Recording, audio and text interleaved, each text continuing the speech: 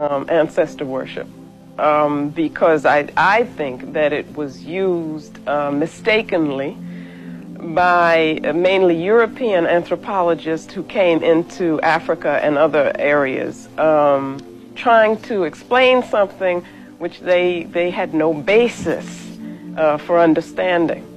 And so they simplistically reduced it to talking about worshiping the dead. Ancestor communion it's much deeper than that. First of all, and to answer this now, I have to get very deep. It has to do with a whole different way of understanding the universe.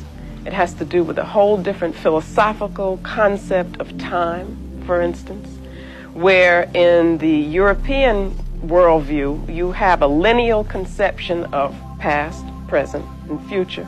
And those are separated and distinguished from each other. And you can't really, if you're in one, you don't have access to the other. So we're in the present, we can't deal with the future, and we can't communicate with the past, okay? So what they saw was the dead, and they saw the living trying to talk to the dead, and then they talked about worshiping the dead. In the African conception, you have a concept of time which is sacred. It is cyclical. It therefore transcends those lineal categories of past, present, and future. We get beyond those. We're not dealing with those anymore. We're dealing with a reality which makes everything one. Everything is a whole. And that's what happens in the most sacred concepts of African people. Even time. Even time. Okay, and that's what happens in our rituals. You see, we are able to experience another kind of time frame where everything is one, everything is together.